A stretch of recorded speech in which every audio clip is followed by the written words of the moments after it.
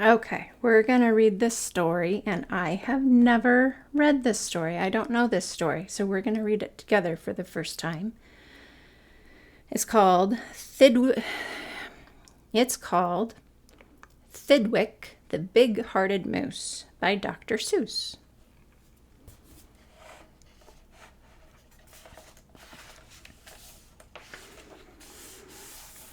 All right, kids, here we go. Up at Lake Winnebago, the far northern shore, lives a huge herd of moose, about 60 or more, and they all go around in a big happy bunch, looking for nice tender moose moss to munch. Up at Lake Winnebago, one day they were lunching, just strolling along and enjoying their munching, for the moose moss that day was especially fine, when it happened that Thidwick, the last moose in line, saw a binglebug sitting. The bug called out, "Hey, it's such a long road and it's such a hot day. Would you mind if I rode on your horns for a way?" "Of course not," smiled Thidwick, the big-hearted moose. "I'm happy my antlers can be of some use. There's room there to spare, and I'm happy to share. Be my guest, and I hope that you're comfortable there." So the binglebug picked out a nice easy seat, and the moose went on looking for moose moss to eat. Look at that binglebug. Well, an hour or so later, the bug heard a squeak, and he heard the small voice of a tree spider speak. "I say," said the spider, "you've got a fine place. That moose seems quite friendly, has such a nice face. If I got on too, do you think he would mind?" "Hop aboard," laughed the bug, "and I think that you'll find that the moose won't object. He's the big-hearted kind." "I accept," said the spider, "with joy and delight." And he started a web on the horn to the right. There he is. While the spider was spinning, he heard a gay song. While the spider was spinning, he heard a gay song, and a fresh little zinazoo bird came along. He stopped and he started and he chirped, "Well, well, well! What a smart place to build! What a great place to dwell!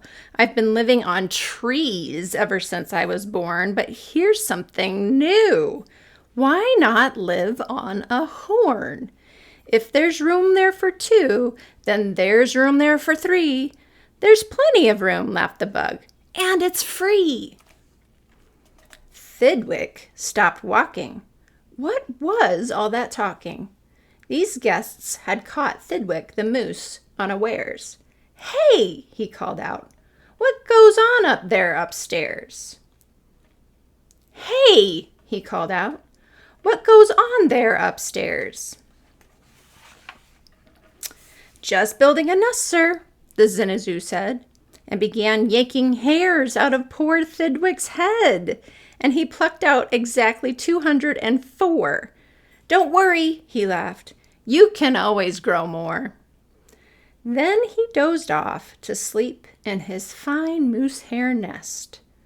"This bird," murmured Thidwick, "is sort of a pest.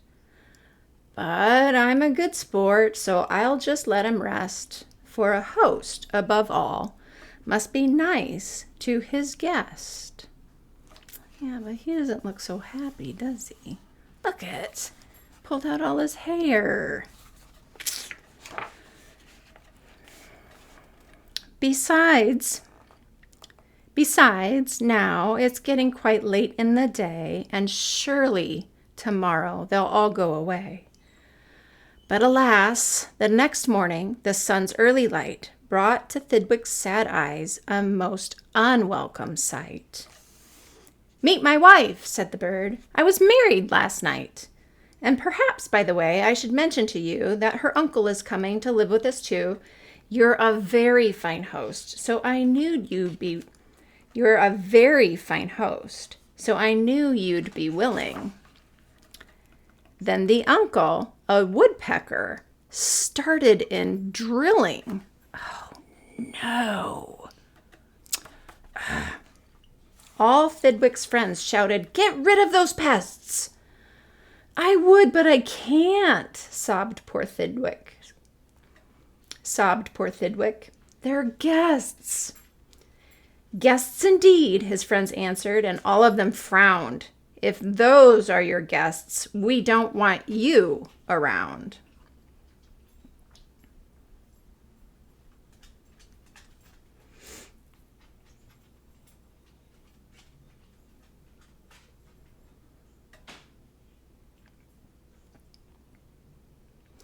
All Thidwick's friends shouted, "Get rid of those pests!" "I would, but I can't," sobbed poor Thidwick. "They're guests." "Guests indeed," his friends answered. Lucy, you gotta find a spot, babe. You gotta just sit. Guests indeed," his friends answered, and all of them frowned. "If those are your guests, we don't want you around. You can't stay with us, 'cause you're just not our sort." And they all turned their backs and walked off with a snort. Now the big friendless moose walked alone and forlorn, with four great big woodpecker holes in his horn. Oh no. "What holes?" whispered Herman, a squirrel who spied him. "What holes to hide nuts in? Mind if I tried 'em?" "They're yours," called the woodpecker. "Get right inside 'em. This big-hearted moose runs a public hotel. Bring your nuts, bring your wife, bring your children as well." So the whole squirrel family all jumped on, pell-mell. And the very next thing the poor animal knew, a bobcat and turtle were living there too. Now what was the big-hearted moose going to do? Well, what would you do if it happened to you? You couldn't say scat, 'cause that wouldn't be right. You couldn't shout scram, 'cause that isn't polite. A host has to put up with all kinds of pests, for a host, above all, must be nice to his guests. So you'd try hard to smile, and you'd try to look sweet. So you'd try hard to smile, and you'd try to look sweet, and you'd go right on looking for moose moss to eat. But now it was winter, and that wasn't easy, for moose moss gets scarce when the weather gets freezy. The food was soon gone on the cold northern shore of Lake Winnebago. There just was no more. And all Thidwick's friends swam away in a bunch to the south of the lake, where there's moose moss to munch. He watched the herd leaving, and then Thidwick knew he'd starve if he stayed here. He'd have to go too.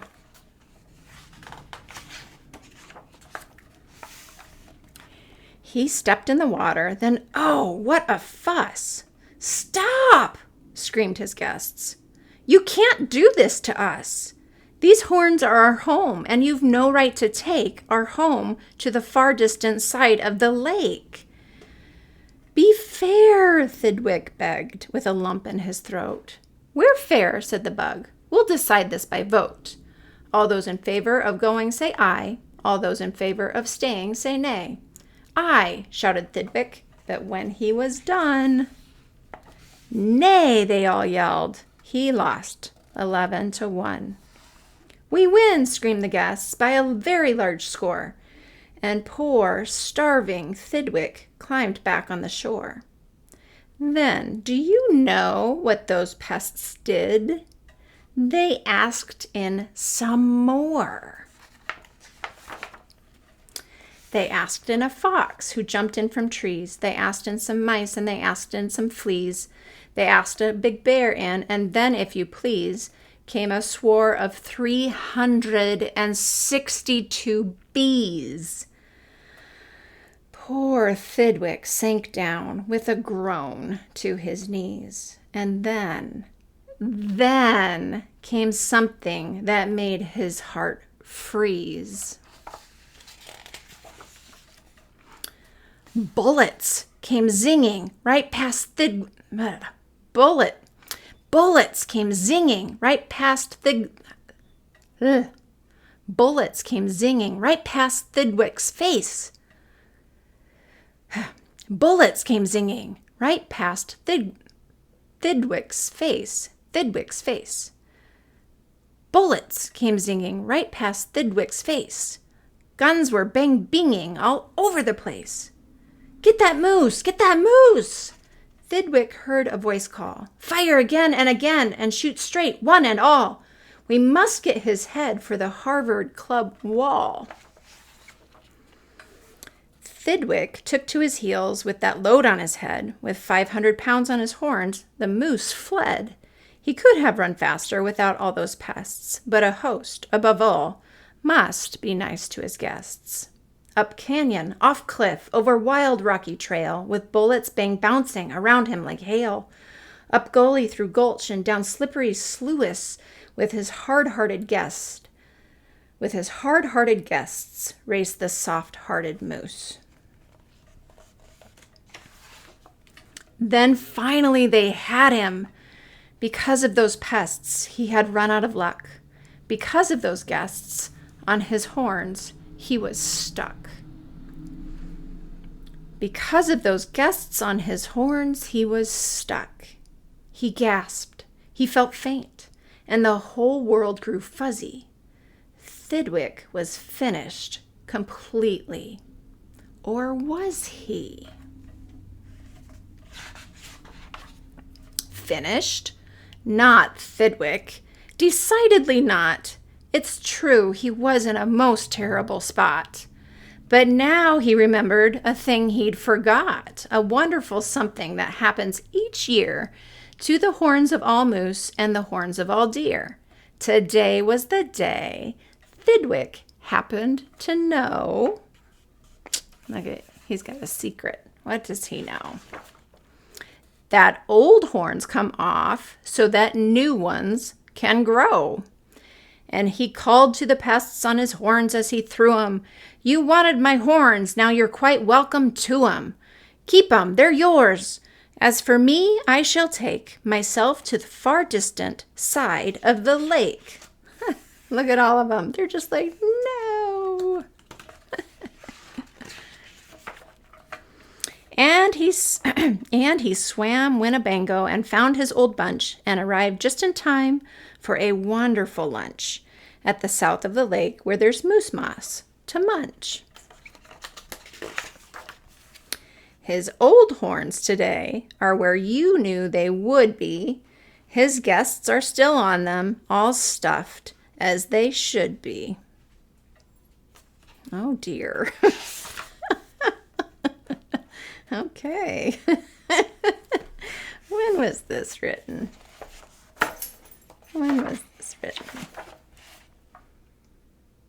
Okay, first in 1948 and then 1975. Well, that's quite the message.